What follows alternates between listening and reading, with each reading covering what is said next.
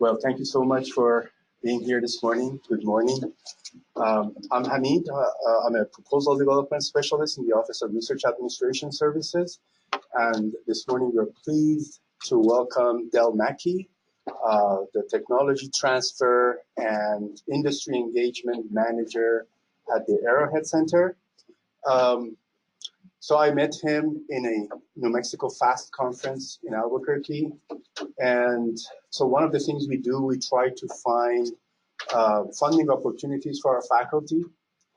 And I was looking at a lot of STTR funding opportunities. And when I looked at our profile with regards to STTR activities on campus, I noticed that during the past 10 years, we might have had maybe 4. So, and then I remember way back I was in a research lab on campus and our boss submitted an SBIR proposal. And I didn't know what SBIRs were. And we got a slap on the wrist from the university. You are not supposed to submit SBIRs. So I knew that there are some stuff that we don't know about these funding opportunities. So I went to the right guy, and he was willing to come here and give us his time. Thank you so much. No problem. Appreciate it. Well, take it away. I hope before we move on, how about we introduce ourselves? So I know pretty much everybody, but Del might not. So how about we go and introduce us? Okay. Hi, I'm Nikki Dettle, Research Administration Services. Very nice to meet you, Nikki. Oh, PSL Accounting. Reza Fudazi from Chemical Engineering. I'm Gino Piccioni. I'm from Plants and Environmental Sciences. Chong Research Administration Services. I'm Karen Medina from PTAC, which is Procurement Technical Assistance Center. Cindy Ramirez, RAS, Research Administration Services. I'm Diana Bundle, School of 2 Pound, College of Ed, second year assistant professor, so I'm just exploring opportunities. Sarah McCallum, RAS. Good morning, I'm Cliff Hudson from Emerging Technology Ventures. I'm a small business owner now in Florida. We've been collaborating with NMSU on joint proposals, STTR, and Sivir. Thank you. Welcome. So as Hamid said, my name is Del Mackey. My technical title is Technology Transfer and Industry Engagement Manager for Arrowhead Inc. Don't ask me what that means because I still don't know. And essentially, I just try to find opportunities for the technologies we have on campus, whether it's for unique funding opportunities like the SBIR or STTR programs, other funding opportunities, venture capital, helping people actually go after angel investment, or some of the other Arrowhead Center programs like Launch, which Dr. Fudazi can tell you about in great length. Are just where do we need to go? How do we actually get the technologies that a lot of y'all are developing that are really unique and really novel and get them out into the commercial space? Because that's one of the biggest things, particularly with the IP that NMSU has. A lot of the professors think, well, I have this intellectual property, I go to the university, they'll patent it, they'll actually trademark it, which we do.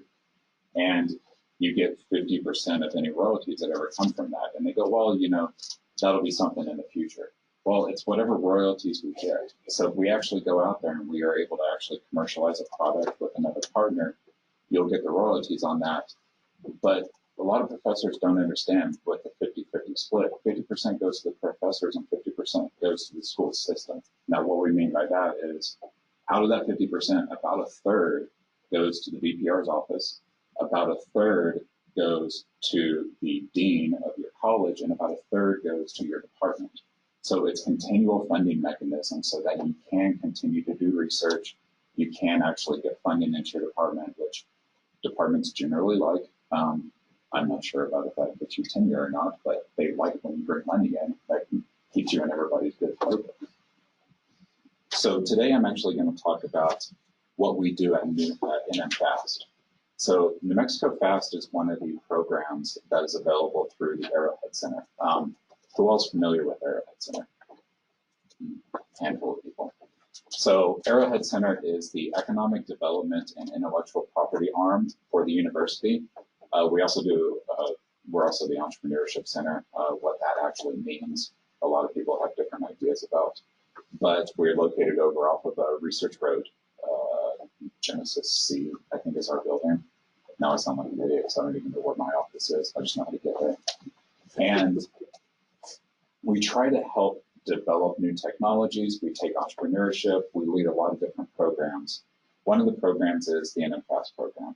So we're actually funded by the SBA to help small businesses across New Mexico go after SBIR and STTR funding. Who in here is familiar with either Sivir or STTR? Okay. So the big thing to remember about, I was going to be cool and not have to look, but big thing to remember about the SBIR and STTR programs are they are federal funding programs. So they're a way for the federal government to actually inject R&D dollars into small businesses. A lot of people in here go, well, I'm a professor, I'm not a small business, I don't care about that. Well, there's mechanisms, though, for either under the SBIR program for the small business to work with a research institute like New Mexico State University, which Cliff can describe in great detail later on, or for the STTR program, which requires the small business to work with a research institute. So the programs are set up to actually inject R&D dollars into a small business. Anybody that has worked with small businesses knows that for a lot of small businesses, you're working kind of day-to-day, dollar to dollar. Budgets are very tight. You know, at the university, we like to go, well, you know, budgets are really tight. Let me tell you something, it doesn't compare to a small business. When you have to go home and eat hot dogs and ramen every night because every single penny you make is going back into the business, that's when you know budgets are really tight. So it doesn't give businesses a lot of opportunity to go after those high-risk, really innovative dollars that can lead to some really great products. So the U.S. government created the SBIR program. And so the SBIR program has been in existence for something like 25 years in one various form or another. And it was, again, set up to meet federal R&D needs by providing research dollars to small businesses, increase private sector commercialization of innovations derived from federal R&D funding, stimulate technological innovation, foster and encourage participation in innovation and entrepreneurship by socially and economically disadvantaged persons, and to foster technology transfer through cooperative R&D between small businesses and research institutions. So that's a lot of government rigmarole to read through. Essentially what that means is there's a problem. Businesses are failing, they can't get their ideas out there, it takes a lot of risk, it takes a lot of capital, they don't have that ability. So the federal government can inject dollars into the business so that they can develop those ideas into something that's going to be a commercial product. And you go, well, why does the government care? Because as soon as you commercialize a product, you're out there selling it. What does that mean to the government? Increased taxes, sales taxes, revenue taxes. They can actually hire more people, employment taxes. So it's kind of a give and take system. It's essentially an ROI risk by the government. They see this as a way to provide a little bit of funding. If they succeed, great. That means we get a lot of return because we'll get a lot more in tax base. We'll actually be able to make more money off of these businesses. So just as an overview, the SBIR program supports R&D and financing of innovative technologies. That was already on the previous slide. There's about a $2.5 billion annual set aside. So about $2.5 billion out of federal R&D funds are set aside just for the SBIR program.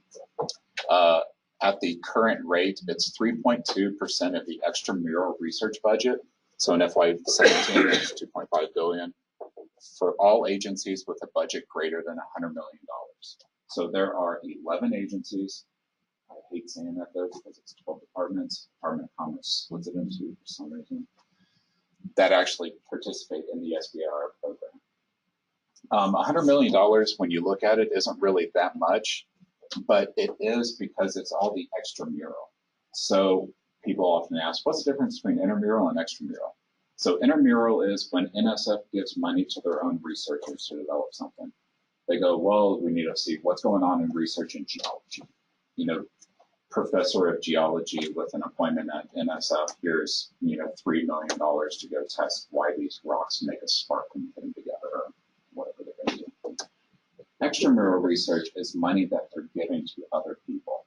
So the money that actually goes up from NSF through programs like I-Corps, through programs like the IUCRC, the Industry University, whatever it stands for, Partnerships for Innovation, all of those grant programs that you know about through NSF that you try to win, those are all extramural because it's money coming out of the government into small businesses, into research institutions, into universities, into tribal colleges, just wherever that money is going.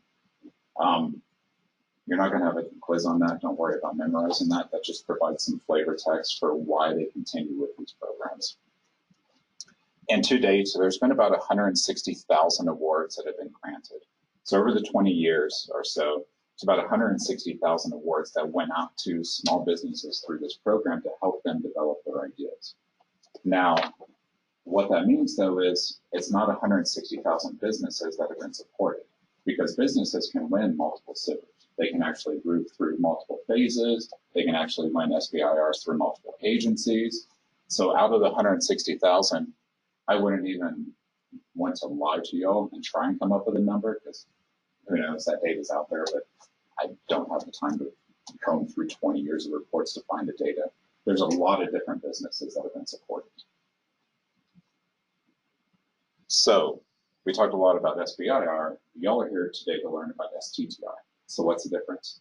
So with the SBIR program, there's 3 phases, which these slides are out of whack. We'll actually cover the phases later. But in a phase 1, you kind of look at the possibilities. You look at the technical feasibilities of the idea. Can this actually work? Can I make it? They provide you a very small seed fund. It's anywhere from 150, it's actually anywhere from 100,000 up to 225,000 over 6 to 12 months, just to do research, just to say, can this actually work? Will this actually succeed? I got this idea, I just don't know if I can get it there. Once you're actually successful with a phase 1, you can go on to a phase 2, which provides more money, a longer time period, and you can kind of develop a prototype. I had this idea, I saw that it can actually technically work. Now I gotta, oh God, how do I actually make this work? That's what a phase 2 is. So over the life of these programs, the small business under an SBIR can actually work with someone like NMSU. As mentioned, Cliff's going to talk about some of the SBIR submissions that he's done with NMSU, which, full disclosure, I used to work for Cliff, so I know about those because I helped write the packages. And a business can actually give up to 33% of the money and up to 33% of the work to the university. Now with the STTR program, there's only 5 agencies that participate because it's any agency that's over $1 billion in extramural research. And those are your big 5. Those are DOD, Health and Human Services, NSF, NASA, Department of Energy. So they are very specialized when it comes to that. Now, under an STTR program, the original design of the STTR program was to be a sister program along with the SBIR. It was for universities to actually commercialize their IP through a small business. So anybody that has IP that resides at NMSU knows that we do our best to try and actually find a home for it. A lot of them, though, are just kind of ideas. They're theoretical models. They're algorithms that pretty much work. None of them are really an MVP, what we call a minimum viable product. So something you can actually hold in your hands and see working. Now, the STTR program was designed to do that. So the original impetus was there's a lot of research that's just sitting on the shelves at universities, federal labs, colleges, any other place. Now, what is sitting on the shelf doesn't make money, doesn't make capital, there's nothing coming out of it. So the government went, well, if you give that idea to a small business and you let them create a prototype out of it and you commercialize it, what can happen? So they came up with the STTR program. Now, the STTR program has changed over the years. It's no longer that requirement to take something that's sitting on the university shelf and commercialize it can actually be IP that already resides with the small business. But under the STTR program, the small business has to work with a research institution. At least 30% of the work has to be done by a research institution. So under a Sivir, you have the small business, they can either 100% it, or they can do up to 33% with a research institution.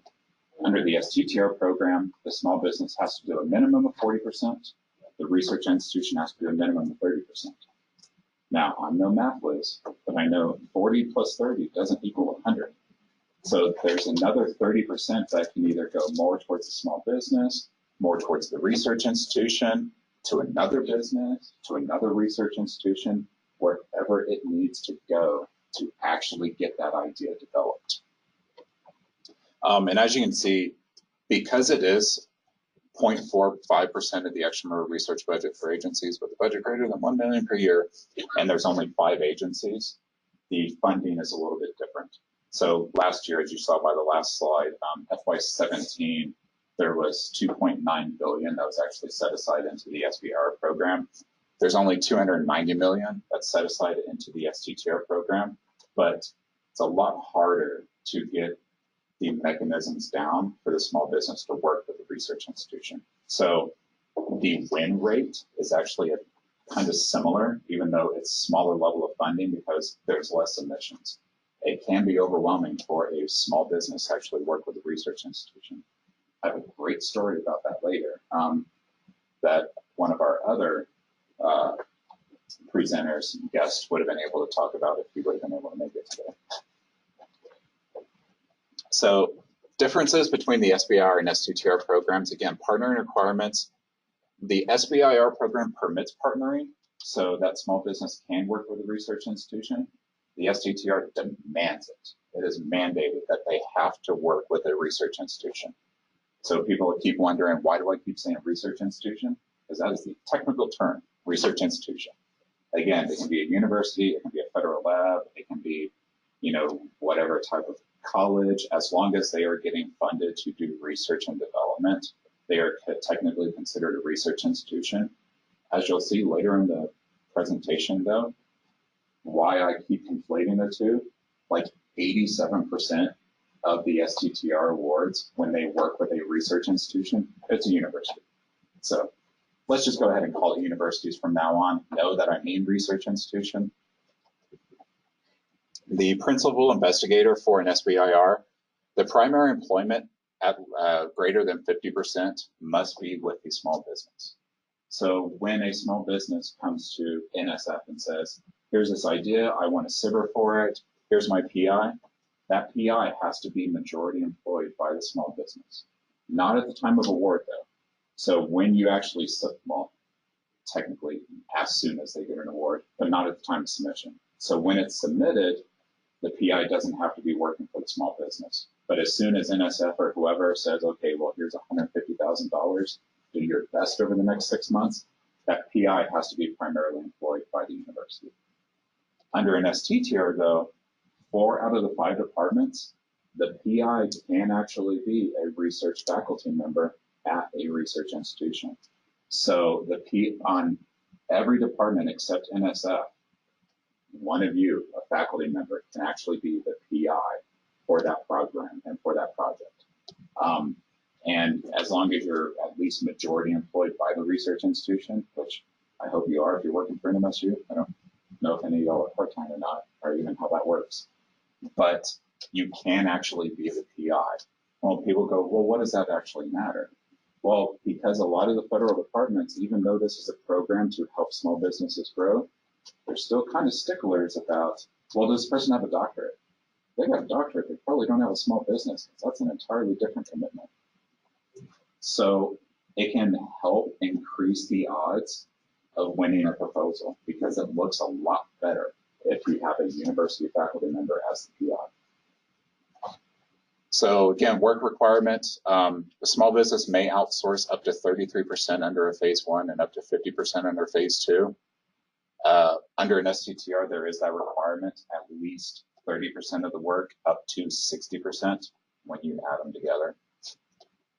The IP requirements. So if a small business works with a research institution or a university, whatever, under a Sivir, there doesn't have to be a formal IP agreement in place. You don't have to figure out before the submission or before the award how we're going to split the idea, what's going on. Under an STTR, there has to be one though. It doesn't have to be in place at the time of submission, but before they will actually give money, there has to be some sort of IP agreement between the university and the small business. So why? Well, they don't want to award money for people to develop an idea, and it gets stuck in bureaucratic quagmire legal hell as the small business and the university try to work out, well, who's going to own the IP in the future? So that is one of the requirements. Now, a lot of the STTR agencies actually have some templates. I'm sure that RAS actually probably has templates as well for how do you work through that. I believe I've seen one, and pretty much it says, hey, we'll work together on this. This is almost a credo. We'll figure it out later. And again, participating agencies, 11 agencies, 12 departments. God, I hate saying that. Under a Sivir, 5 agencies under an STTR. No, excuse me. Yes. Does that phase 1, phase 2 apply to the STTR as well? Yes. So both the SBIR and STTR programs are set up in that 3-phase. We'll dive a little bit more because there's kind of a caveat with the phase 3. So in both, phase 1 would be like the exploratory, right? Where the Yeah. person is not sure. Well, and so when, no, we'll just go and talk now. So when you're looking at a phase 1, really the only purpose of phase 1 is to test an idea. So you have this idea, you say, you know, NSF, I have this idea about the way that rock formations come together. This could lead to some really great scientific discovery. I just need to test it out. So you get a phase 1 for, well, what can that actually do? Is this actually possible? I need to do some research. I need to figure out, is this technically feasible? And in that phase 2, you take that results of that phase 1 that were, of course, positive, because they're not going to fund a phase 2 if your phase 1 fails. But your phase 1 came together and you said, okay, well, I see that the way this process works, I think I can make this product out of it. Now I have to actually make a commercial product. So in a phase 2, it's setting up that market-ready prototype. So why do I use the term market-ready prototype? So with a phase 2, you have to actually come out with some sort of prototype at the end. A lot of people think, well, a prototype, you know, I'll throw together something with, you know, baling wire and duct tape, and that's my prototype. No, they want a market-ready prototype. At the end of your phase 2, they almost want you to be ready to stamp those out into products. So anybody that has ever actually developed a prototype or a product knows that, so the phase 2, the awards go anywhere from, I believe, $400,000 all the way up to 1.5 million or up to 2.25 million with a continuous phase 2. A lot of people know that 2.25 million for most products is not enough to get a market-ready prototype. So there's companion programs. There's phase 2 extensions, there's phase 2Bs. A lot of times they'll tell you to go after some other ones like a PFI, Partnerships for Innovation, and you use that as development ideas. You use that as development background. You say, well, here's my prior research, here's my prior art, I know this works, I just need to actually make a product out of it. Here's a question on STTRs. We have product here at PSL that we have developed, and it's commercial, and we own the rights to it. We need to update these products because they're old, they're going obsolete.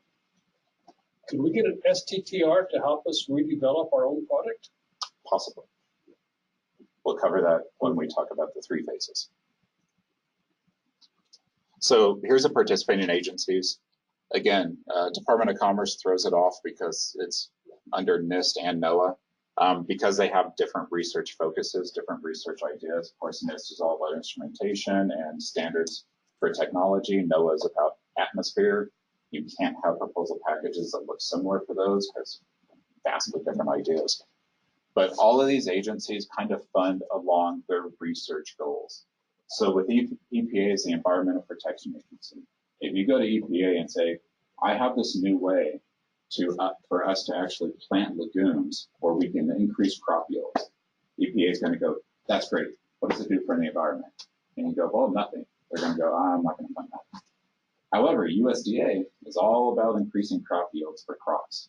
It's all about food, drug, all that kind of stuff with USDA because the FDA is one of the departments under there. Now, vice versa, if you go to USDA and say, I've got this great way to actually do a nuclear reactor that saves on, uranium-238 or whatever, they're going to go, why do I care? The Department of Energy is going to be all over that idea. So you kind of have to know whose research focuses you're matching. So with your ideas, you kind of have to know who's actually going to be interested in this idea and are they actually an STTR agency? Because again, out of these, 5 of them participate in both the STTR and SBIR. The gray ones are STTRs. And don't worry about memorizing this. I'll actually make sure to send these slides out to y'all later, as long as your email address is correct on the sign-in. And this just gives you an idea. Just like most things, DoD gets almost the lion's share of the budget. They are one of the largest funders. HHS, Health and Human Services, that actually gets a lot of money now too, because we have an aging population problem. They got to take care of those aging people. I'm not focusing on you. Yeah. But it kind of goes along with where are the priorities. Defense, the way our country is structured, defense will always be a gigantic priority. But NSF actually gets a pretty good share of the money too, because we're all about science. We're all about scientific evolution, about technologies, about how do we get these ideas going. Now, under those agencies, there's differences between a grant and a contract. So I guess by show of hands, who knows what's the main difference between a grant and a contract? Okay. So for those that don't know, the main difference is a grant is your best effort. So NSF gives you money and they say, we think you can do this, put in your best effort. And you go, well, at the end of it, I almost got there. It just wasn't complete though. And they go, that's great. Give me a report. Under a contract, you say, here's my best effort. I didn't complete it though. You know what that agency is going to do? Where's my money back? So a grant is kind of best effort. Can you do it? A contract is a set deliverable. So you have to deliver on a product or a project, whatever. Also, for between the grants and contracting agencies, grant agencies are usually a lot more flexible. You can change the scope of work, you can change what's going to happen, you can change the objectives. Contracting agencies, they do that so that they know what you're billing them for every month. It's very hard to change the scope of work once you're under a contract. And also on a contracting agency, particularly when we talk about the topic areas, granting agencies kind of just want to see what's going on. Somebody like NSF, even when you look at their topic areas, NSF pretty much says, okay, well, we're looking at stuff in geology, we're looking at stuff in health, we're looking at stuff in education. They don't have a set, under geology, we want this product or we want this piece of research. And even with NSF, when you get down to the very bottom of NSF's topics, they have another topic area called other. And they say pretty much in that, you know what you just read for topic areas, we don't care. We don't really have topic areas. We want to see what's going on in science. Someone like DoD, though, says, I have this problem. And this problem occurs 50 nautical miles off the coast of Bahrain. Between the zenith of 8 a.m. and 12 p.m., I lose 5% satellite degradation. We need to fix this problem. So that's kind of the difference. Granting agencies are very open, very broad. Hey, we just want to know what's going on. Contracting agencies say, I have a problem, you can fix it. Because that's how they actually set it up. With the granting agencies, they just want to know what's new, what's interesting, what's unique, but they're never going to buy it. So any product that you come up with, NSF is not going to use NSF funds to buy your product. DoD has a problem to solve. DoD is looking to buy a product. So when you look at commercializing it, DoD is going to be your major customer because they have a problem that they need solved. You have the solution. That's what they funded you for, to actually come up with a solution.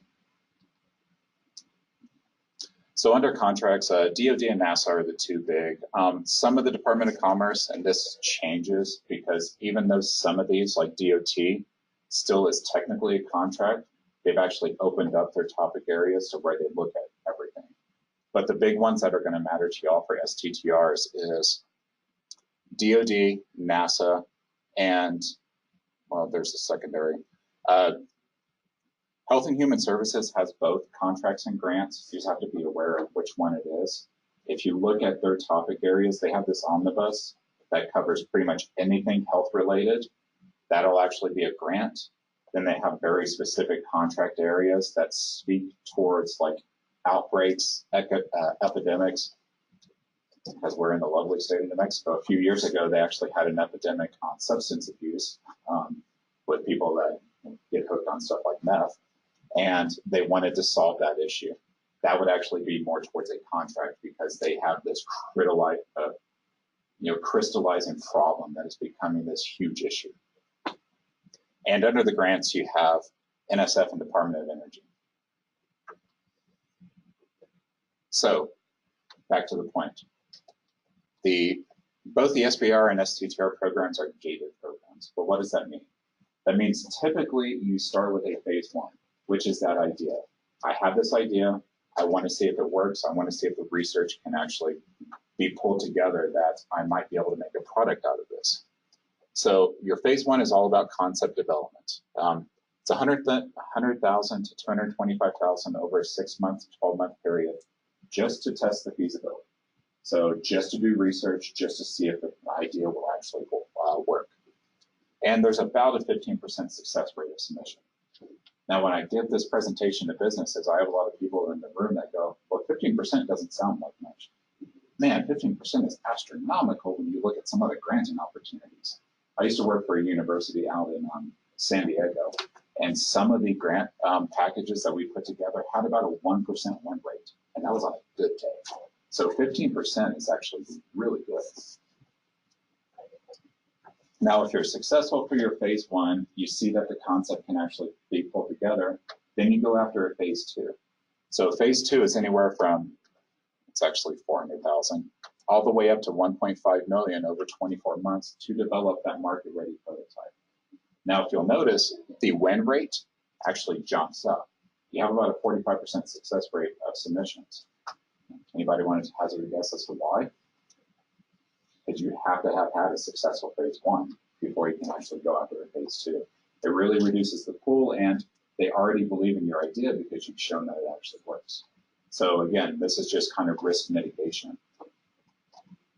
Now, the phase three is a bit of a misnomer. So your phase three is the commercialization. Your phase two, you develop a market-rated prototype. Your phase three is, I actually make a product out of this. I can commercialize it. This is great. There's no direct funding for phase three.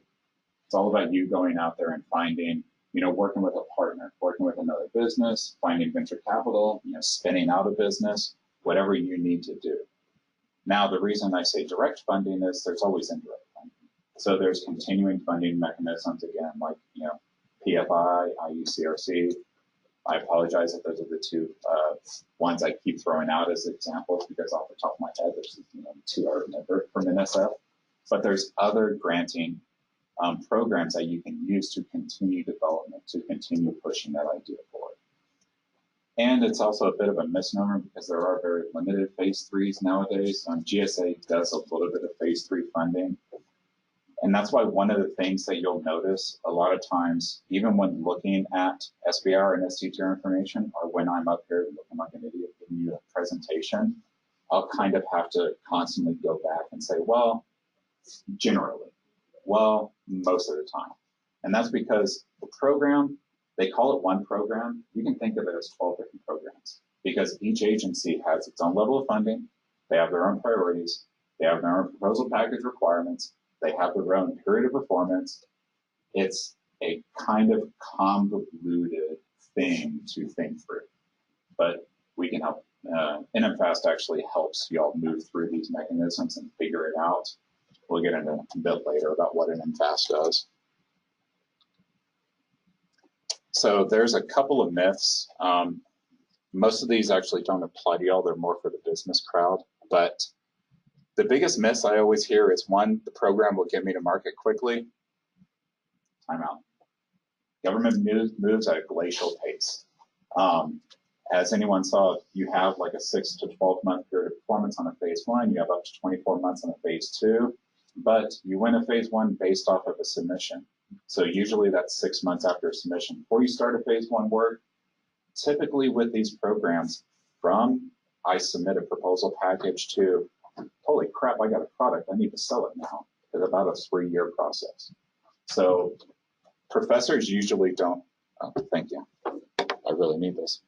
Professors usually don't blink at that. A lot of companies will though, because again, as I talked about at the very beginning, company monies are so tight, revenues are so tight, they go, I can't survive for 3 years. What am I gonna do? You go, well, find something else to do.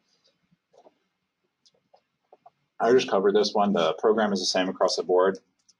There's almost no constants with the SBIR and STTR programs. Pretty much the only constant is the main award holder will be the small business. They have to be under 500 people. They have to be majority owned by US citizens. Pretty much the only constant across both programs. Is there any citizenship requirement for the universities? That can actually depend on the agency itself. So with someone like NSF, the PI, they don't really care, or they don't care too much. With someone like DoD, though, particularly if the topic is covered under ITAR restrictions, there's going to be a foreign citizens declaration. So again, just as I said, there's no kind of set answer. Most of them, it really depends. The best thing to do is I can talk with the people later and I can see exactly what they're looking at and exactly what the opportunities are, which agency they want to target, and I'll do the research on what are the restrictions on that. The third bullet here is it's too difficult and not worth the money. Again, this is more for the businesses, but if any of y'all are interested in starting a business in the future and want to go after Sivir funding, what I'd like to tell people is if you went to an investment banker and you said, I have this idea, I need $150,000 to see if it works, it's going to take me 12 months and I'll make a report to you, they're going to call security because they think a crazy person actually just walked into their office. Either that or they're going to want like 80% of the company. Government doesn't want any of that. Yeah, you have to put together a proposal package, but it's a lot less work than it is to actually put together a business plan, a pitch to VCs or angel investment, whoever you're going to pitch to. And it's got a much better ability for return because one, the government already says, well, we invest in high risk stuff, we don't care. Two, you don't have to pay the money back. It's not a loan, it's a grant. Even under a contract, as long as you perform on the contract, you don't have to pay the money back. And the biggest thing is the government wants no part of the idea. You don't have to actually share IP with the government. They don't want the IP. They don't care. They don't want to run through all that rigmarole and headache. And you don't have to give up any equity. So for any of y'all that are thinking about starting a business in the future and you want to use the Sivir program, unlike a venture capitalist that says, I want 20% of your future revenues and royalties based on me giving you this $50,000. Government goes, well, here's 150 grand. Hope it works out. They don't want any part of the company. And the last one is it's convoluted and there is no guidance. This is a half truth. I will tell you right now, yes, it can be convoluted, but there is guidance. There's us. I'm not the expert by any means. There's people that have been doing this stuff for 20 years that could probably run circles around my knowledge, but make a pretty damn good effort at it. And it's all free. So what NMFAS does for helping businesses and helping faculty go after STTRs and SBIRs, it's totally free. We do not charge because the SBA pays us to do this. That's why we have a continuing cooperative agreement with them that's renewed every year. And so that's one of the other things is when we work with businesses, we also try to find them opportunities. So we have had businesses, I'll wait for my story until the questions, but we have had businesses that come up to us and say, I want to go after an STTR. I do not know anybody at the university. And I go, oh crap, let me try and find you someone. Let me actually try and work through this. Let me get all the players to the table, see if y'all can actually collaborate and go after it together. We have done that in the past. So why pursue? Again, it's a government seed fund program. It's risk-free dollars. The proposer retains full data rights. Again, because of what an STTR requires, that IP agreement can actually shift on who maintains the data and who maintains the rights, but the government doesn't want the data rights. You'll actually maintain your data rights. You'll maintain all the information about the product. The government won't disclose any data, so they won't actually talk about the award besides an abstract that they have to publish for at least 4 years after full program completion. So when it actually has in their full program completion, that doesn't mean 4 years from award. That means 4 years from the last date of work. So under your phase one, if all you ever have is a phase one and it ends today, 4 years from today, the government can publish some information about it. If 3 years from now you actually win a phase two, that starts that clock over again. So because it's a continuous mechanism, there are some companies out there that have maintained data rights where there's no information about their funding for 15, 20 years because they keep winning awards. And that 4-year period keeps restarting. It's a priority position for sole source sales to government. So anybody here, like at PSL, that has ever worked on a contract knows that when DoD wants to buy a product, they can't just walk into Best Buy and buy something off the shelf. They have to actually set up an RFI, an RFQ, RFA, RFP, whatever RF they want to say, I want to actually go out there and buy this product. I have to open it up for competition though. I want to buy this certain set of Duracell batteries. And then they allow every Tom, Dick, and Harry that thinks that they have a battery that meets the requirements to actually submit a bid to them. And Duracell can lose out because if there's a different product that matches their needs but is cheaper, DoD will usually go with it. So what this does is it allows the government to go, there's this idea, they're already in the system, they're already contractors, I know the idea works, I want to buy that directly from them. And they can do that. So you're not competing against like the Honeywells, the Raytheons, the Boeings at that point. People can go, well, I have this product, the government wants to buy it from me, here's an invoice for 50,000 of them. And sign the check and hand it over to you.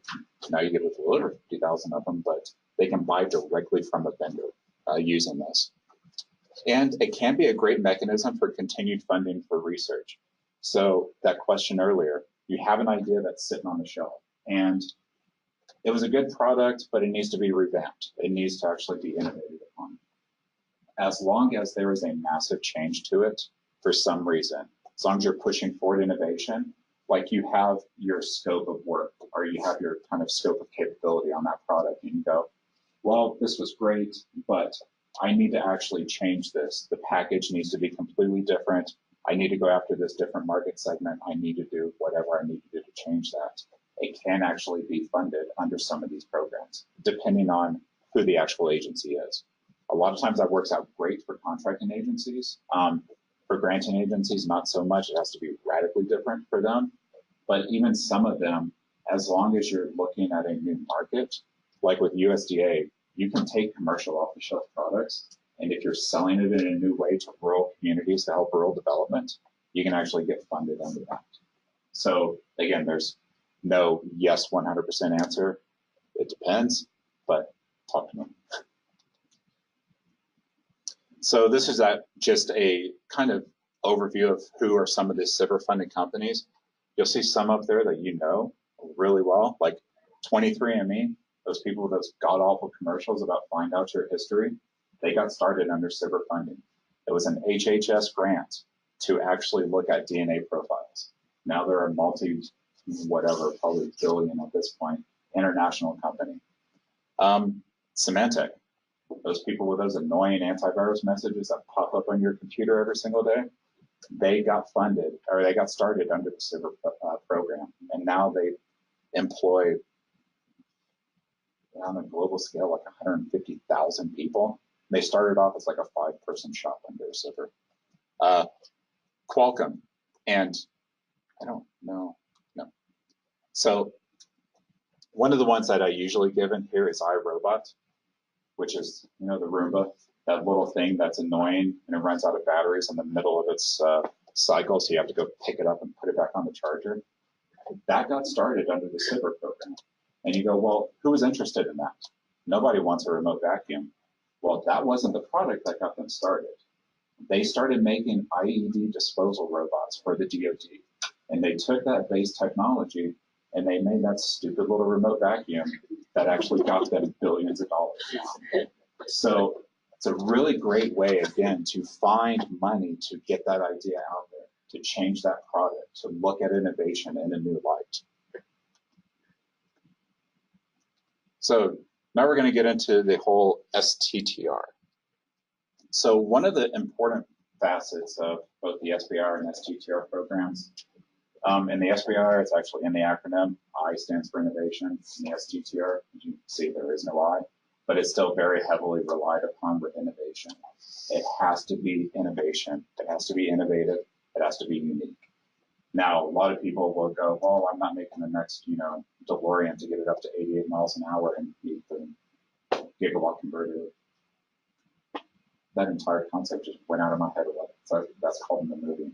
But it's not that kind of sci-fi-esque. Innovation, by the technical definition, is doing something different with less resources. That is all innovation is. So, innovation can be a product. It can be a process. It can be a workflow. It can be a new way to actually market a social network. Whatever it is, that can be innovation. And there is more than likely somebody that is interested in funding that under either an SBIR or STTR. So again, some low-tech processes and our products are considered innovative. So comic books for PTSD patients. The DoD funded a company to develop comic books for PTSD patients to, kind of bring them down, integrate them back into society. That was a big problem for DHA, the Defense Health Alliance.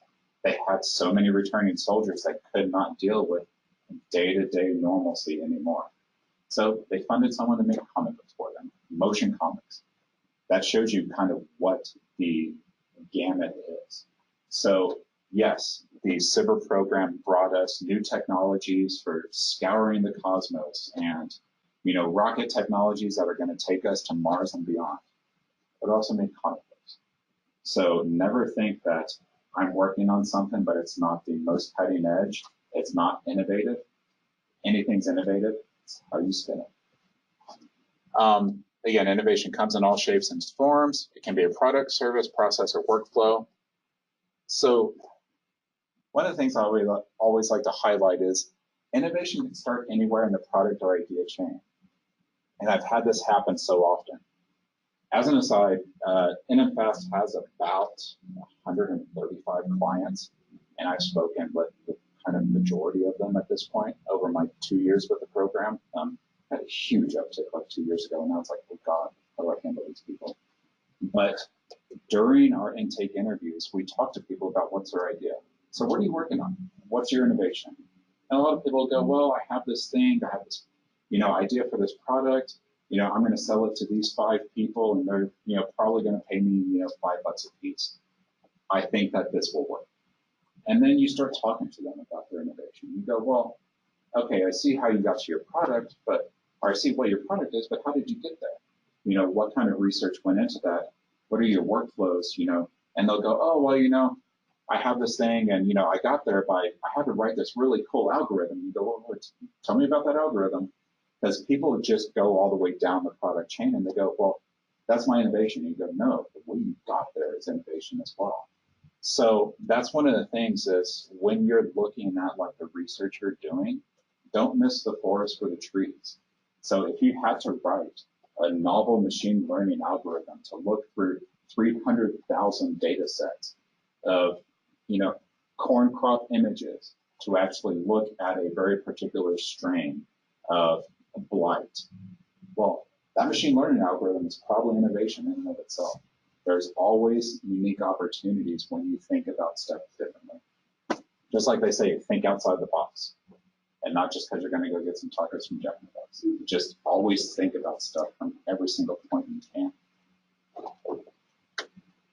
Now, commercialization. I love the quote up top there. Life's too short to build something nobody wants. And that's always the thing with commercialization. So under the SBIR and STTR programs, the end goal, that phase 3 again, is commercialization. There has to be a product that comes out of it. Now, for a granting agency, they want the most bang for their buck. When you commercialize something, they're going to go, well, how many thousands of people are you going to sell it to? How many millions of dollars are you going to make? And you go, well, let me think about that. The contracting agency, they just want the damn products because they got a problem they got to solve. So even if you commercialize it and you sell one product to NASA, that's commercialization to them. But the end goal is to have that product.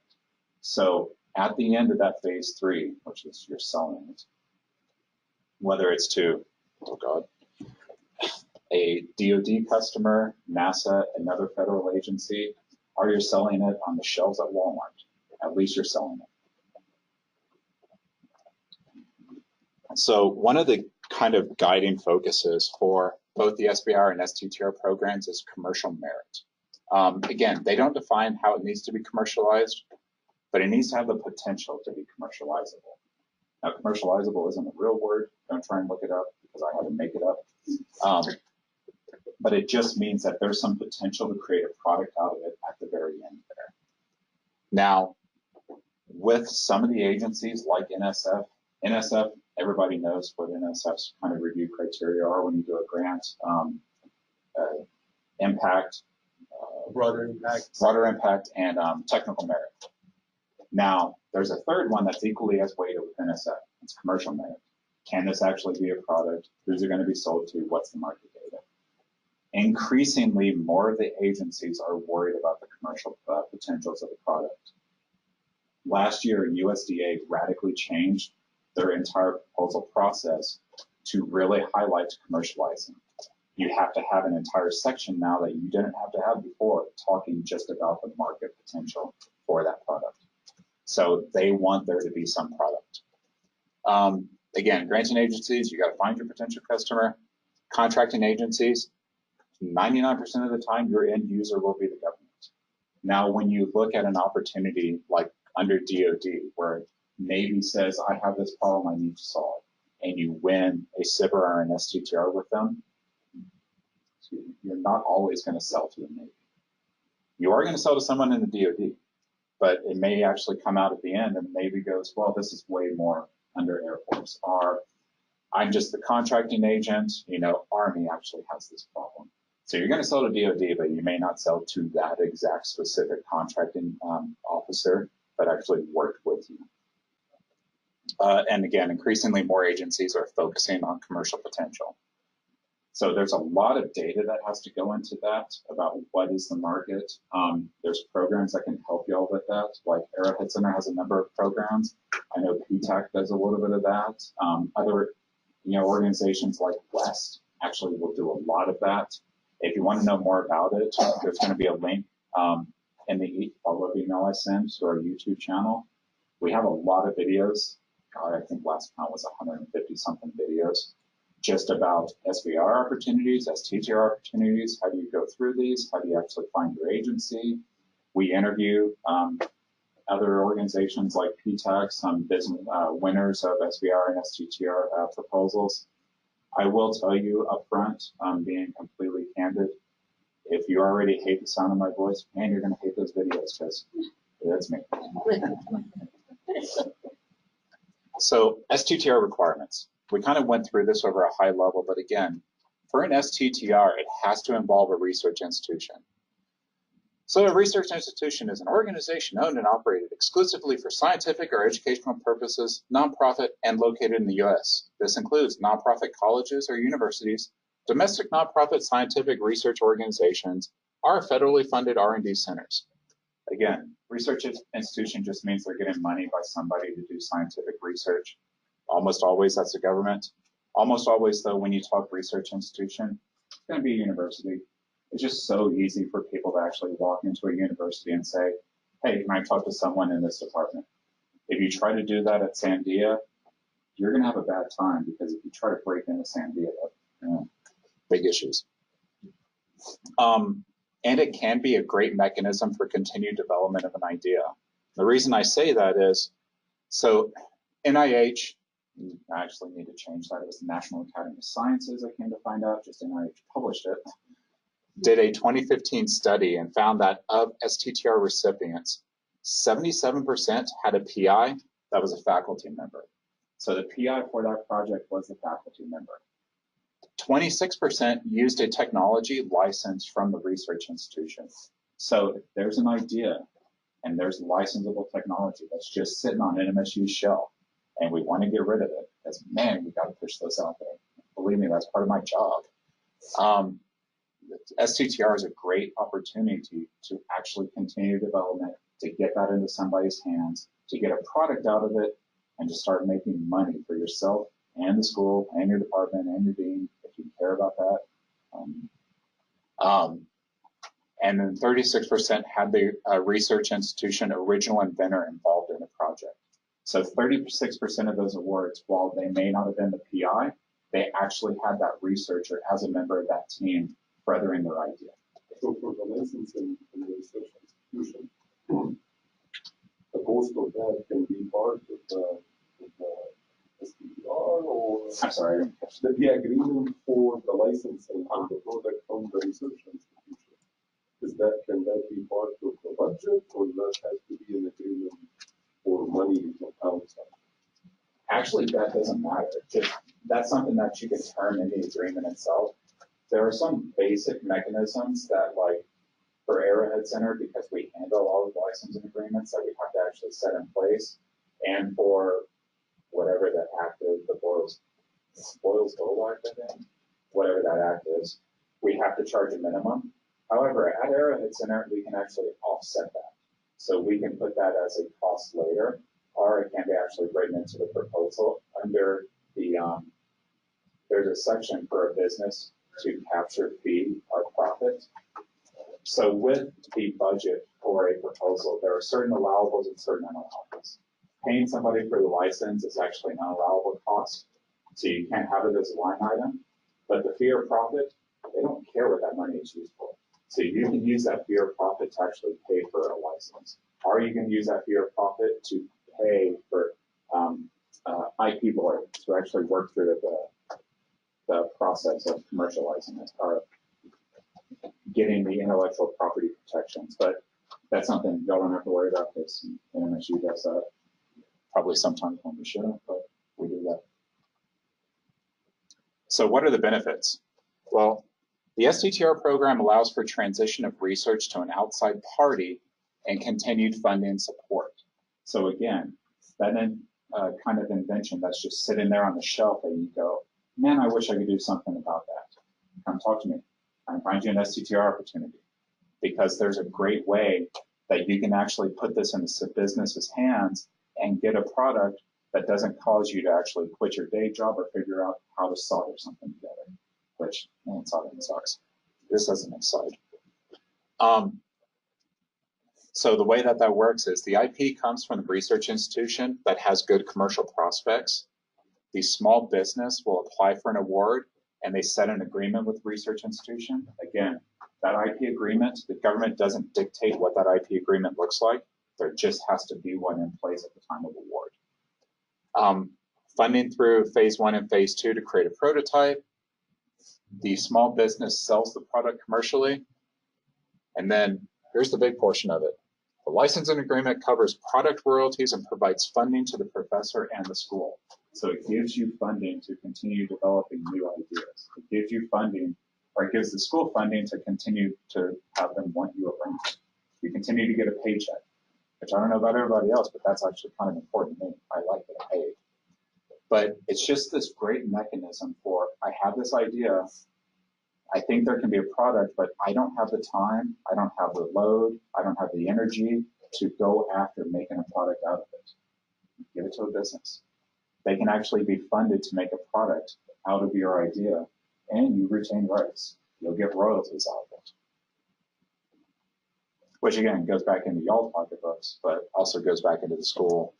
Your department, dean gets a cut, DPR gets a cut, whoever gets a cut. They just like money coming in, doesn't matter where. It also allows for further patents to be developed. So one thing that these programs see is that even if you have a patented idea, when you actually get to the product level, when you get to the commercial thing that you're going to sell, all of a sudden you have 4 other patents now because you have to cover all the bases. That happens quite often. I may have it in here, but one of the percentages they throw out is with the SBIR and STTR programs, like 100% of them lead to at least 1 patent. 19% of them led to 10 or more patents. So they're continued developing, continued patents that you can actually get out of these ideas because you've had to move through that process. Like for some people that have like a process as a patent, and it's something that says, well, I can make this. And you go, okay, well, that's great. What are the products? Well, I don't know. I'll look at it later. Well, now, because you're actually making those products and you're selling them commercially, you've patented all those other products. You've patented those processes for how to get to those products.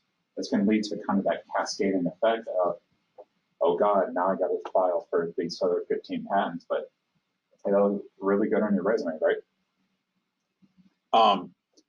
Again, because the innovation grows and gains new abilities with that continued development, the patent application can be amended to cover those new techniques, new technologies, those new approaches. Excuse me. More IP rights are granted thanks to that work that was produced. So that can actually lead to other IP agreements, other funding agreements with other businesses that want to take that portion of the idea and make an STTR, SBR out of it.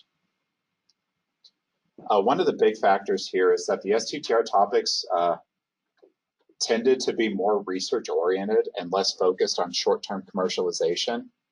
So this is actually from that's not true. These 2 quotes are from 2 researchers at federal agencies. So the first quote, topics with a high degree of fundamental research are appropriate to STTR.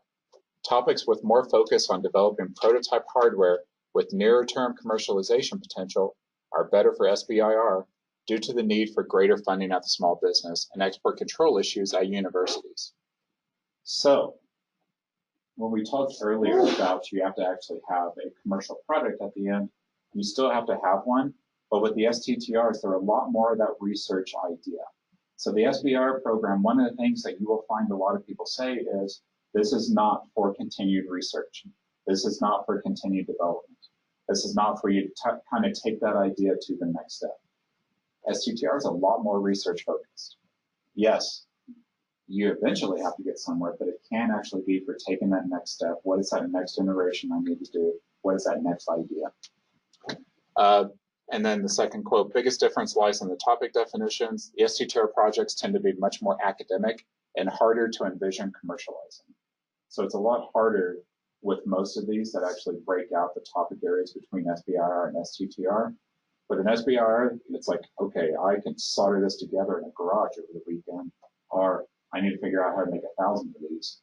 But the STTRs, it's like, oh crap, how do we even make a product out of that? You'll find a lot of those under an STTR topic area. Now, the different motivations for the STTR. For a small business motivator, it actually gives them access to equipment and expertise for technology development that's only found at research institutions. So a lot of small businesses that you ever talk to, they'll say, man, if I had your facilities or if I had your equipment, I could do these great things. The STTR is a great mechanism for that.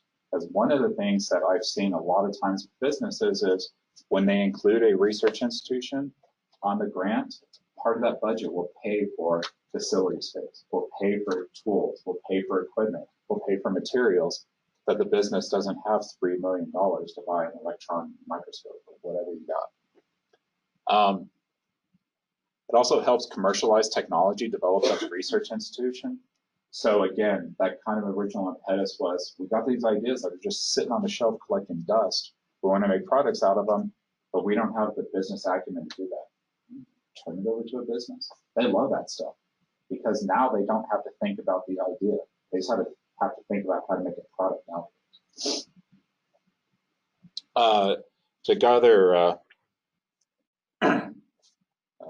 To garner funding by addressing the issues in the solicitation, That's just kind of natural.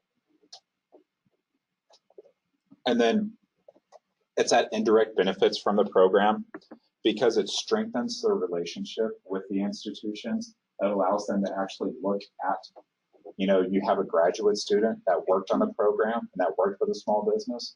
Small business has a really great employee in the future if they want to hire that graduate student, or if they want to go after other funding opportunities. I won't dive too much into that because Cliff can speak a lot more to that when he talks here. But from the university motivations, so STTR respondents reported a higher percentage of participation than SBIR in publishing peer-reviewed papers, being more likely to produce at least one peer-reviewed paper and also more likely to produce a large number of papers. So I know for a lot of faculty members, because I've talked to a lot of them when they talk to us about their technologies, they're still being pushed. You have to produce papers. You have to produce papers. You have to produce papers. That's how you get your tenure. You produce a paper. Well, this program's a great way to do that because you have all these areas that you can actually write a peer-reviewed paper about. And then more than half of STTR respondents reported graduate students working on the project compared to 20% for Sivir. That's kind of really important because I know, particularly from working with a lot of the faculty researchers through our IP stuff, that it's hard for them to find funding for things like graduate students. They go, if I only had a graduate student that could actually work on my idea, I could take it these ways. So these programs are a great way to do that with the budget requirements or the budget that's available. You can hire a grad student to continue the work that you just don't have the time, effort, or energy to do. So we're really going to dive down a little bit here into DoD and NASA because DoD and NASA, their topic areas are different between an SBIR and STTR, whereas NSF, DOE, and HHS, you can either cover an SBIR or an STTR with their topic areas. It's also because, again, they're those granting agencies. It's a lot more open. With the STTR program at DoD, and this is all from that same National Academy of Sciences report, had a 16% success rate for Sivir phase 1 and a 22% success rate. Sorry, this was like 11 o'clock 2 nights ago when I was doing this. For STTR phase 1, it just means that on average, there's a better success rate of submission, so you're more than likely to win. How would you like to, one out of every 5 grants you go after, to be able to win it? That'd be great. Then there was an 8% conversion rate on Sivir versus an 11% conversion rate on STTR. And that just means being able to take it to new areas, being able to take it to further funding based off of the results. So with phase 1 awards for an STTR, again, remember with an STTR, you have to work with a research institution. Under DoD, 88% of those was a university. So that gives you a great pool to know that working with DoD, most of the businesses are going to look at a university for that research institution. And even on the phase 2, 83% of the awards had a university partner. Again, topics vary greatly between SBIR and STTR. The TPOCs will generally have a technology in mind when they write the topic. TPOC stands for Technical Point of Contact. They're the ones that are actually writing those topics and saying, this is what I want to do. However, they kind of already have a technology in mind. A lot of times under the STTRs is a technology that they've seen, or a university faculty member has talked to them about, or they've seen a peer-reviewed paper about the technology and they go, I want that. This is what they use for a mechanism for doing that. The funding levels of period of performance are identical. And then with an STTR at DoD, it's used to undertake preliminary work on technologies that may eventually become extremely valuable. This is actually from DoD themselves. They recognize the value of the STTR in kind of pushing forward innovation and pushing forward those research areas that are very unique that they don't even know how they may be able to use in the future. At DOE, the only thing you really need to know is the PI can either come from the small business or the research institution. There is pretty much no differentiation at the Department of Energy between the SBIR and STTR programs. Same thing at NIH. Again, the You have a slightly higher success rate for the than the STTR program, 18% versus 20, and then 40 versus 42. Again, that's not a high difference between them. It's not like an astronomical jump, but it is actually a little bit greater, so always go for the greater percentage. NIH supports the STTR? Yes, they do. Okay, I must have missed it on your list. And then NIH has what they call a fast track, which essentially lets you skip that phase 1 because you write a phase 1 and a phase 2 proposal at the same time. The fast track typically is a lot higher than a Sivir. About a third of fast track awards came from STTR awards, whereas it was 15% for Sivirs. Or excuse me, that's the actual win rate, not the award rate. So going back, how I said you have to have a phase 1 before you get to a phase 2. Again, caveat, these programs change. There are things like the fast track, which will let you move directly into a phase 2 if you've already done that research and you just need to get a prototype. This is actually really good for things like clinical trials. NIH will fund clinical trials under these SBIR and STTR programs. NSF is the only other agency that does anything health related. They do not fund clinical trials. But if you have a model that you need to test in a clinical trial, it's going to be a great way to do it. And then like DoD, universities are kind of the biggest player. 79% of all research institutes in STTR funding are actually universities. Again, NSF is pretty much the same thing. The big thing is, though, that the STTR and SBIR programs are really aligned with other programs. So like the I-Corps, the industry university cooperative research centers, they like looking at SBIR and STTR award winners because they're not taking that technical risk. They have a proven idea, a proven technology that they can further fund. And then with NASA, again, NASA is very much like DoD. So with NASA, they like to focus on those early stage projects. And it creates a specific connection to research institutions. So this is from a NASA program manager.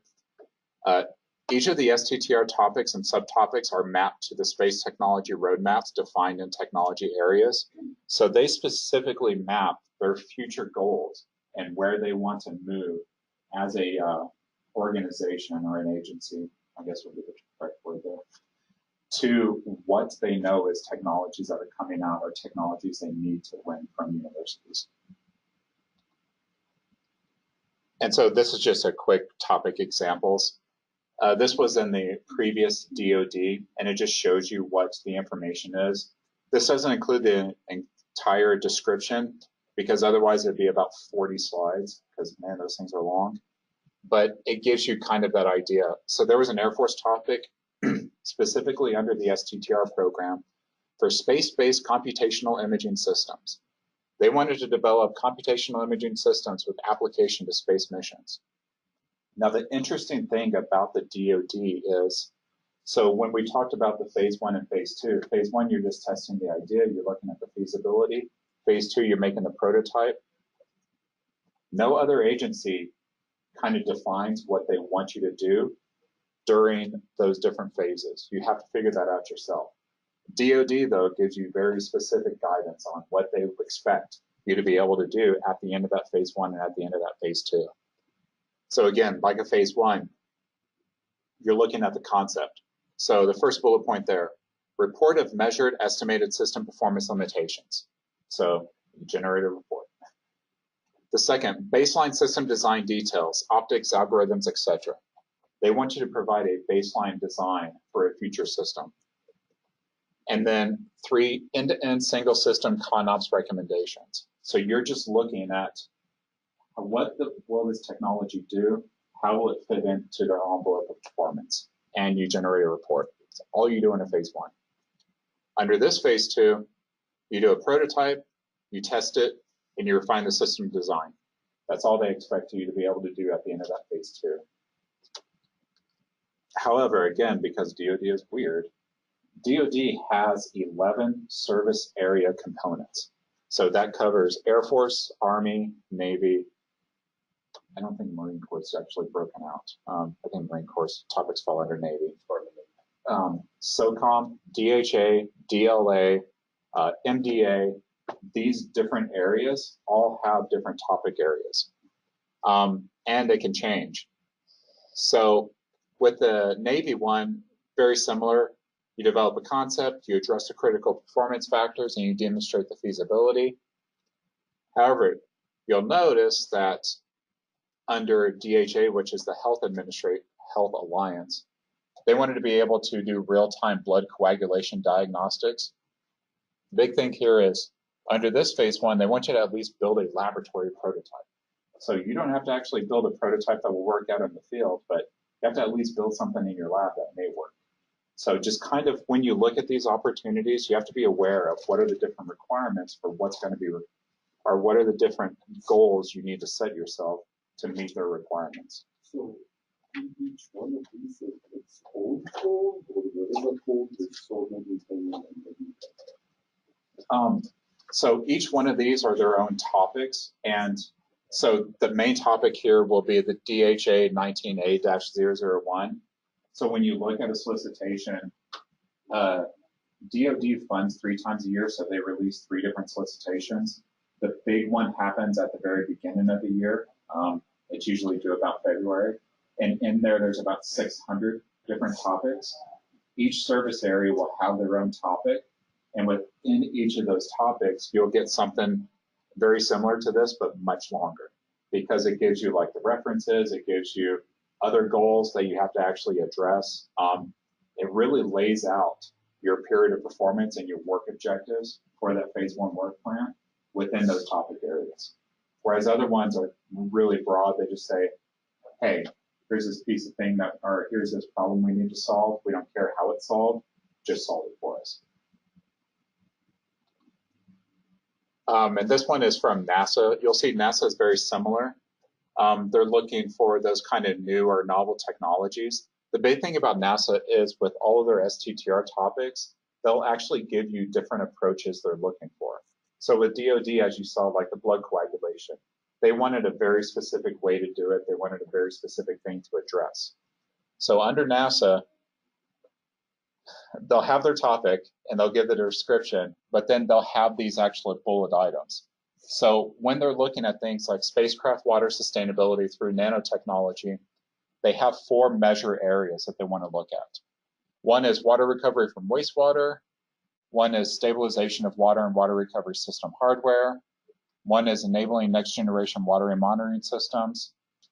And that is where they want you to be able to move towards. So if you have a technology that fits within one of those main areas, then they'll actually tell you what they're looking for within that area. So on this one, like water recovery from wastewater, you have to, or you should be using nanotechnology-based technologies capable of processing up to 10 liters per day of urine with greater than a 95% water recovery. And they'll go a little more into detail than like DoD on what they're looking for, but unlike DoD, they don't set those objectives for you. The objectives are, I reach this, this is what I can do. They give you an envelope of performance though. You have to be able to match those parameters. How you got there though, it's all up to you. So the big thing with NASA and why it's kind of that forward-reaching research idea is the expected TRL is from level 2 to 4. So this is what level 2 to 4 is. 2 to 4 is really that concept to lab environment. So that's all they expect out of STTR technologies. And that kind of goes along with that idea that they're really interested in those research-heavy areas because this is basic research. That's what TRL 1 to level 4 is. That's that basic research idea about, I think this thing will work. Let me do some real, low-scale lab testing. So one of the things that kind of got covered is with all of these, you have a proposal process. It's just like any other proposal you write. There's going to be anywhere from a 15 to a 25-page proposal, depending on the agency. And you have to be able to explain the idea, why it's unique, why it's important, and what are the outcomes. Now, some of them, like DoD, will have 11 different sections, like NASA will have different sections, NSF has 4 different sections. Really, they all want those same 3 things. What's your innovation and why is it unique? How are you going to do it? Which kind of gets into that budget thing, but it's really your work plan. And then what are the commercial impacts? What's your market? Those are the 3 main things that you have to cover in any of these proposals. So this just kind of goes you through the proposal process. Determine the eligibility, develop that innovative idea, determine agency and topic fit, complete the registrations, create your package, and then send it out to review. Now, the reason I kind of skip past those is that this is all stuff that NMFAST can actually help you do. So we help you. We actually have a lot of tools. We have templates. We have information on how to fill these proposals out, about registrations you need. We couldn't make it today. Wish you could, but anybody that knows Gary Eisman over from Chemistry. Yeah, that's where he's from. He wanted to go after a Sivir last year. I had to hold his hand every step of the way from, and Karen actually knows this because we helped him get his DUNS number. We helped him actually get registered in SAM. We helped him through every step of the process to submit an NSF Sivir package last December. So yes, it takes a lot of time out of my day, but that's what we're set up to do, is to kind of provide that guidance, provide reviews, do all that. And because I want to give room for the other people to talk, we'll kind of go through a little bit of these fast, but just know that depending on the agency, there's different requirements. The main 3 are the DUNS, SAM, and the SBA.gov, but those are going to be held by the small business. As a university entity, you don't need to worry about those. It just may be good to have that conversation with the small business about, hey, you have the DUNS, right? And if they go no, they're like, you need to get that before I'm going to continue working on this because I don't want this to go nowhere. Now we get to kind of the big meat and potatoes portion. I bored you with all this information. I told you how convoluted it is. A lot of people probably want to run away from here screaming in terror. But it's not that bad. So with NMFAST, we're actually housed at New Mexico State University's Arrowhead Center. We're a free program for SBIR and STTR proposal development. So again, pretty much the only thing we don't do is write content because I don't know what your idea is. You can explain it to me, with the greatest detail in the world. I cannot write a technical proposal based on your idea. That is all, you are the business. However, we can help in pretty much every other way. So we're funded by the SBA to do this. You don't have to worry about me trying to hit you up for spare change later. Don't need to do that yet. The SBA is still funding us, and it's a yearly renewal. So we have a lot of different services. We do proposal development assistance, topic and agency matching, budget assistance, proposal writing assistance, so we can actually find service providers that can work with a small business or work with the university on helping them write their technical section. Again, I don't write technical sections. You would not want me to write your technical section. As my boss always likes to kick me about, I use a lot of way too flowery words. I don't write business style. We host a lot of workshops throughout the state. So this workshop I just gave, we do all over the state. We've done them in Albuquerque, Santa Fe, here. We've done them in very remote locations like Socorro, or even more remote. I gave a workshop 2 years ago in Clovis, where guess how many people showed up? Me. I still had to do the workshop though, which was great. But we have a lot of resources available on our website. So we do have a website. We do send out a newsletter every month. So you can actually sign up for the newsletter and you'll get a monthly digest about what's going on in SBIR and STTRs, what's new, what's interesting, what events are going on. We don't just always pimp out our own events. We actually do put other people's events up there that might be interesting. And again, I have a video podcast series. I apologize, it's me talking, so I know what that's like. And this is just kind of a overview about like what one of our newsletters looks like. I'll just flip through these, but again, we have events.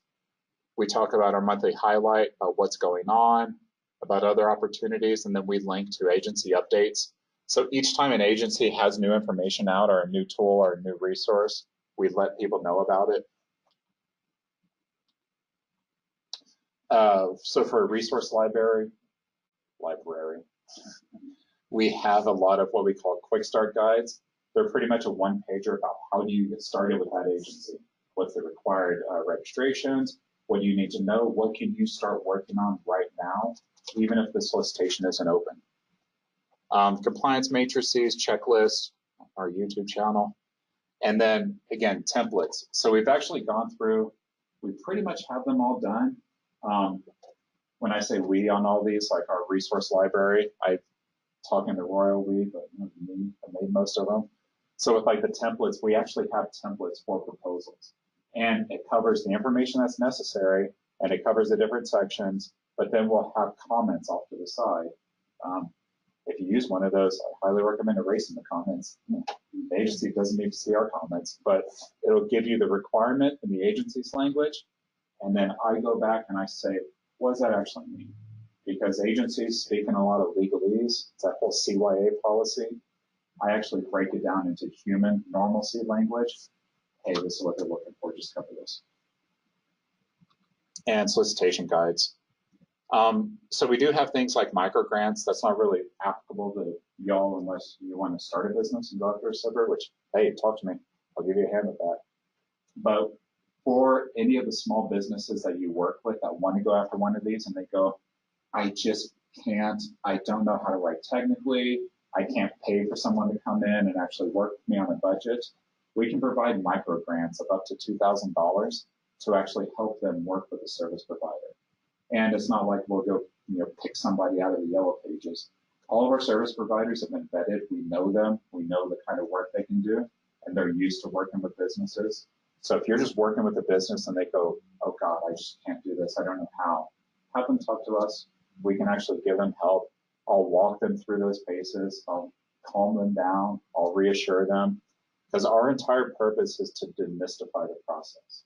So again, I talked about how convoluted this process is. It can be, but we're here to demystify that. We're here to make it easier, make it better, give all the information. I always like to throw out there that when people ask us questions about these, it can be intimidating asking a question, particularly in an email. A lot of people go, well, I don't want to sound dumb. It's like, there's no dumb questions. I've heard pretty much every single question you can ever think to even ask about these programs.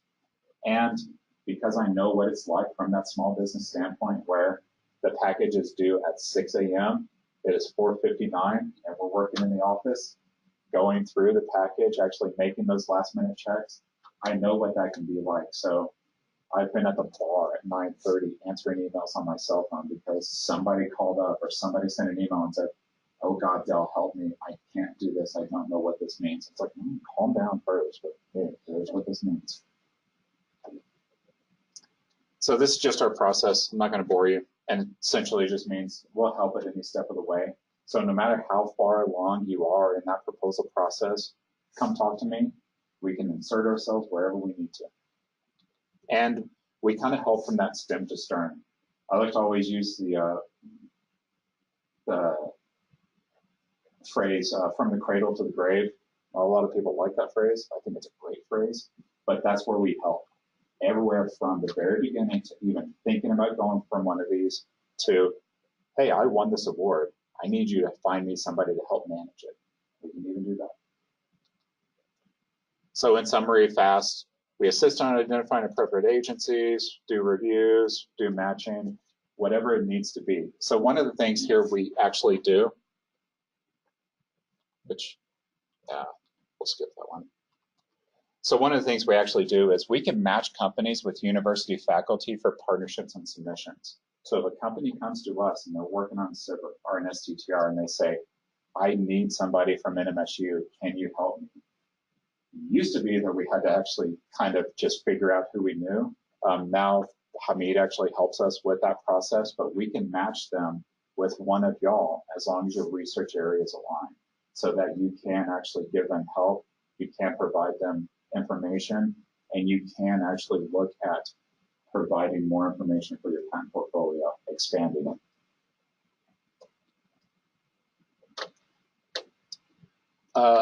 One of the things that's coming up that might be interesting to y'all is on August 14th in Albuquerque, we're going to have the SBIR Road Tour. So every year SBA sends a bus, no kidding, a bus full of program managers to talk to various businesses and various university faculty in 16 different stops. They've been doing it for, I think, 8 years. It used to be on that slide, but it's something like 8 years. They've never been to New Mexico. They're going this year because we finally talked them into it. So they'll be in Albuquerque on August 14th. There's going to be a really great, lineup, a really great agenda. Don't ask me what it is because we still haven't made it yet, but I can, give people information. And if you sign up for our newsletter, it's going to be in our newsletter every single month up until the day of the event. And then we're going to send out blasts about it through Constant Contact as we kind of nail down what's going to go on for the road tour. But the reason that this thing is kind of a big key driver is it gives people an opportunity that they don't usually get. They can actually sit down one-on-one with federal agencies and federal program managers and talk about their idea, talk about their aspirations, talk about where they want the research to go. And that agency program manager can tell you, well, that's not really something for our agency, but I can find you an area. Or, that sounds really great. Let's talk about this more. They kind of give you that validation about, is this even Sivir worthy? Can I pull together an STTR for this? Can I find somebody that's going to be interested in this that can possibly get it funded? So we'll leave the questions for a little bit here, but I want to give time for our other presenters. Karen is from the Procurement and Technical Assistance Center, PTAC. I'll just give you a 5-minute spiel of what I do and let you know how it ties in with what Dell does. My name is Karen Medina, and I work for the PTAC, Procurement Technical Assistance Center. And you're like, what is that? Well, the PTAC was started in the 80s by the Department of Defense. Actually, it's the PTAP, the overall program. And the reason the program was started is the U.S. government wanted to help contract with small businesses, but they were finding that small businesses just weren't contract ready to do business with the U.S. government. So they started this program. So that's the biggest bulk of what we do. We help small businesses become contract ready to do business with the government. But we're also allowed to help them with state and local governments as well, school districts, agencies like that. So we have small businesses come in. They may not necessarily want to do federal contracting, but they might want to do contracting with the state. So we help them at that level. This is a nationwide program. As I said, we are funded by the Department of Defense under DLA. We too have a cooperative agreement with DOD, and the agreements are spread out usually through universities. Universities will propose to handle the cooperative agreement, to oversee it, manage it. And in New Mexico, that is managed by Santa Fe Community College. So even though my office is on the NMSU campus at Genesis A, he is C, because he's 2 buildings down from me, I work for Santa Fe Community College. And how we can help with the SBIR and STTR, you heard Dell throw out a few things. He mentioned SAM, and that is the System for Award Management. And that is something you do have to get into when you're also proposing for the types of things that Dell discussed. Our clients who want to do federal contracting have to get in SAM, System for Award Management. It is the government database for anybody that's contracting with the government. Dell also mentioned DUNS numbers. You have to have a DUNS number to get into SAM. A DUNS number is issued through Dun & Bradstreet, and it is like the first thing that's asked for when you're setting up a SAM account. I will say DUNS numbers have been called that for about 20 years because they are issued by Dun & Bradstreet. Recently, for whatever reason, the feds went out. They put out a solicitation to see who else may want to do this service for the government. And it has just been awarded recently, within the last 2 months maybe, to Ernst & Young. So they will no longer be called DUNS numbers. They will now be SAMMIs, SAMMI. And that is SAM, and I think that second M is managing. I can't remember the word. I was just looking it up earlier. I already forgot it. I think it's SAM managing, and the last word is identifier. The last letter, the last word for that I. So you'll have a SAMI. I do not know how this transition is going to happen. I don't know if everybody who has a DUNS will then, I'm thinking the numbers will somehow, you'll still get to have that same number, but they'll call it a SAMI, and all new people will just start off with a SAMI. We're hoping, because I can't imagine everybody that has a DUNS now needing a SAMI, because we would be overwhelmed probably with people, which isn't bad.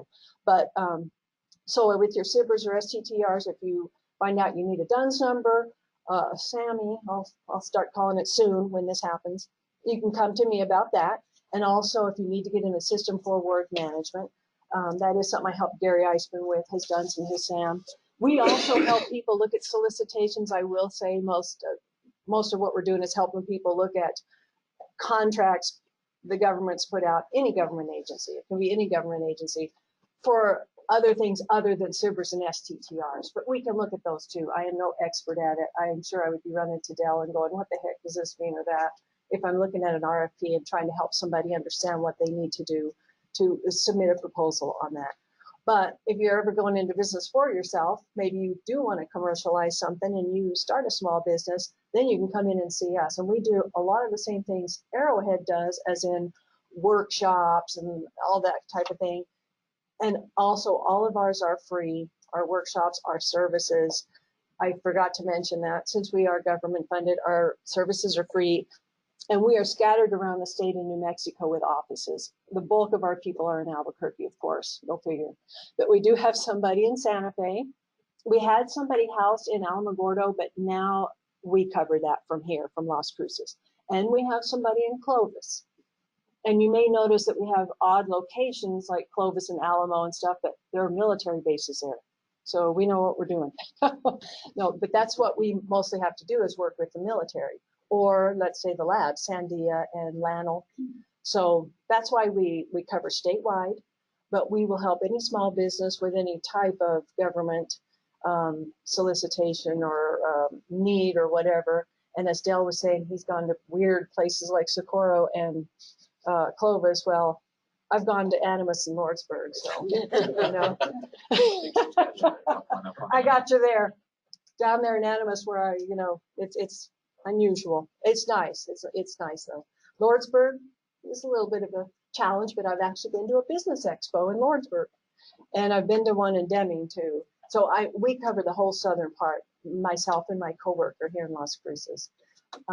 As I said, I'm in Genesis A, so I can help with your SAMs, your DUNS, your SAMI, solicitations, and I will tell you that the feds, the reason they do like SBIR, STTR is because, especially the military, they will realize that there's something out there that can help them, and they want someone to come up with that something, because they realize there's technology that would help them do what they need to do. As Dell was saying, the iRobot originally was for IEDs, correct? I don't want to say that wrong.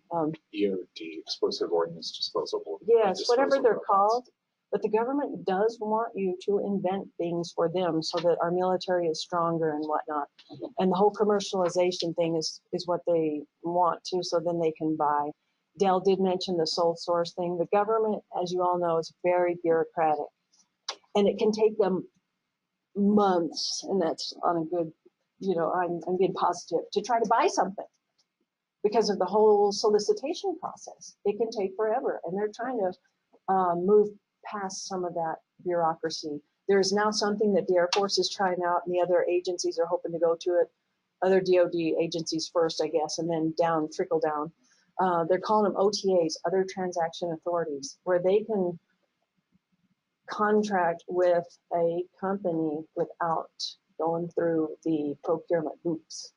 So, and I think you know a little bit about that maybe. And that we just joined one of the OTAs. Yeah, it's a new thing where they can actually contract with somebody without having this month-long solicitation process.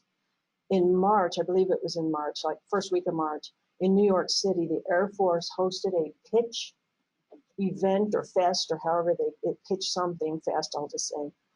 And they invited companies in who have innovative ideas of something that can really help the Air Force. That very day, they let these people pitch for 15 minutes, and they literally awarded, I think it was 150 contracts on the spot. It may have been 50 contracts for 150,000 each, but anyway, it made national news. That very day, they had dozens of contracts awarded from companies just given a 15-minute pitch. And that's not the way the government usually, does procurement. So this is all good stuff, and this is stuff for you to remember in the future. I was at a conference in Reno in March, and a former general got up and talked, and he talked about these OTAs. He talked about this whole pitch thing that the Air Force did. These end users in the government, like generals, all these people that need something, they want a better way to be able to buy this stuff. And some of that would be through what you guys are doing. They're sick and tired of the procurement process being too slow and the products they need not being there. They want people to invent these products, and they want to be able to buy those products. And this general honestly said, think about it. Do you think Putin actually has to put out an RFP and wait months and months and months to get what he wants? And so I could tell he was a little frustrated. But anyway, so as I said, my office is actually located on campus, a few doors down from Dell.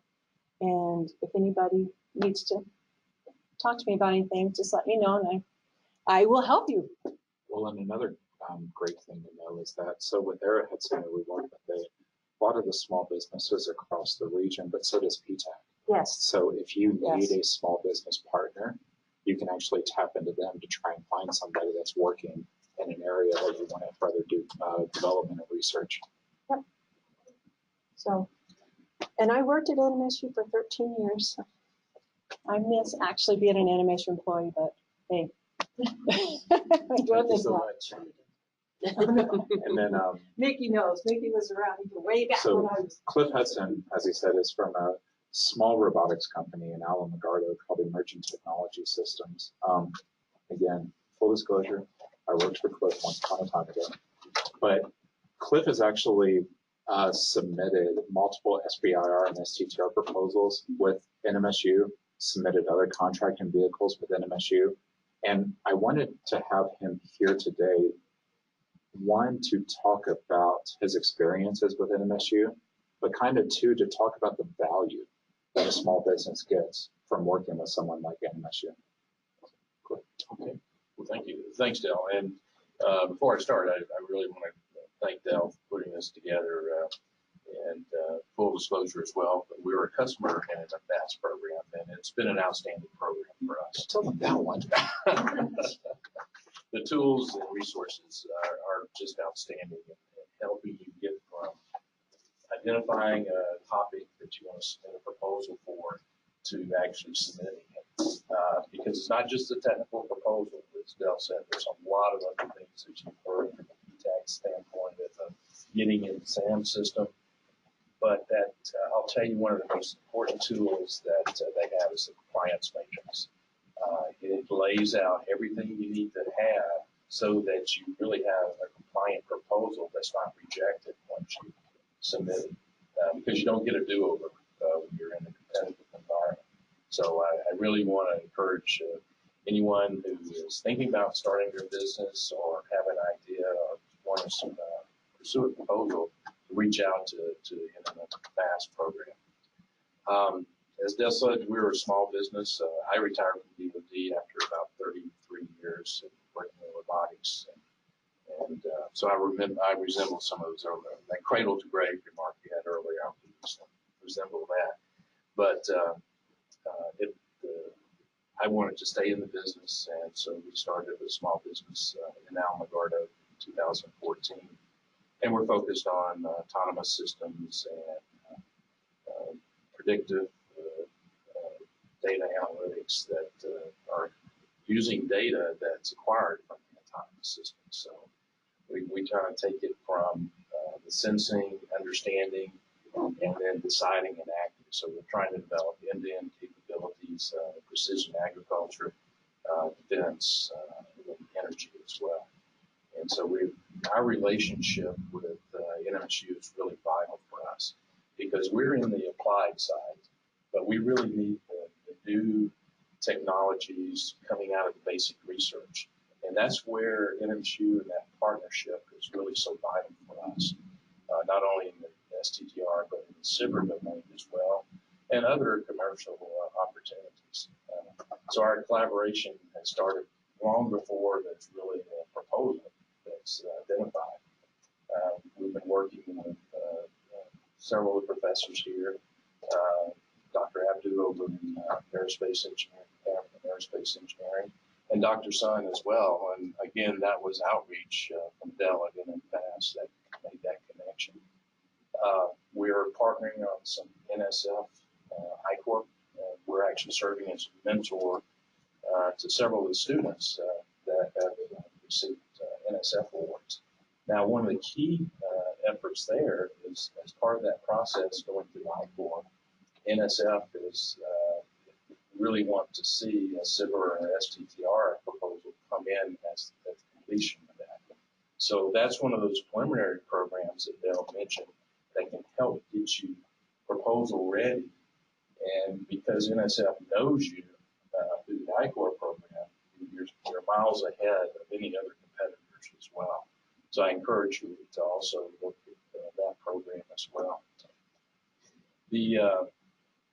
What we really like to do between our collaboration is we look at the market side, we look at some future business opportunities where we see the market that is available, and that collaboration feeds back into NMSU researchers to help stimulate research and create IP that, again, has commercialization potential. And so that's that collaborative part for us in the process. So we've been very pleased and feel very blessed to have that relationship with NMSU in this program. Yes, sir. So I was wondering, do you have maybe a list of opportunities you're looking at in the next probably year, so that we can kind of look at and see who we can match with your ideas and efforts? Sure, certainly. I can certainly provide that to you. That's good. Is your program going to do additional innovation besides robotics? Are you open to all ideas, or would you be able to help on the matching along with the paths? We can certainly help. We're a fairly small business, and that's kind of our technical focus area for the market for us. But we also have a pretty wide network as well. And in my years with DoD, I've been able to develop quite a few relationships too. And so I'm certainly more than happy to provide that support as well. We actually have an SBA funded program, an autonomous and unmanned systems cluster that we're on our last year of that contract. But as part of that, the SBA has allowed us to kind of reach outside of that technical area and support small businesses to find support in other areas. So we're more than happy to provide that support. And that's under one of the Regional Innovation Cluster Awards from SBA. So it was all about developing those innovation clusters, about getting small businesses together, about helping them develop, providing them tools, knowledge, workshops, which I'm sure a lot of those people got bored with my voice too. But kind of where does technology need to go, and how do those small businesses need that extra hand? And as Cliff mentioned, although the cluster is devoted towards autonomous and unmanned systems, we had cluster, full stop, I was part of that effort too. We had cluster businesses that actually worked outside of that technical area because we saw the need for it. And we took kind of that top level approach to autonomous systems because we saw that anything, even like machine learning, is devoted towards autonomous systems. So even if it's a feeder technology, they needed assistance, and it was something we could provide. So yeah, Cliff has a great expanse of, even if ETV isn't a direct match for things like an electronic healthcare record, we have companies that were in the cluster that might be able to be matched with you, or even through Arrowhead Center. one thing we like about autonomous systems is when you decompose that into the enabling technologies, you cut across so many areas, from sensors to even battery management, power and energy, AI, as Dell mentioned. So it's really a cross-cutting technology area. It really supports a lot of research. I wanted to come back to one thing that Dell mentioned too, the importance of the Sivir program.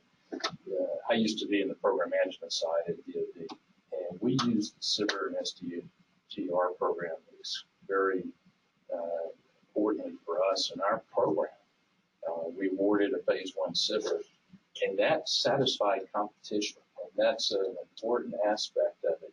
We actually took a small business from phase 1 all the way through to our engineering and manufacturing development program. Our phase 3 was actually that contract award for setting up the production program for that technology to feed into our program of records, DoD.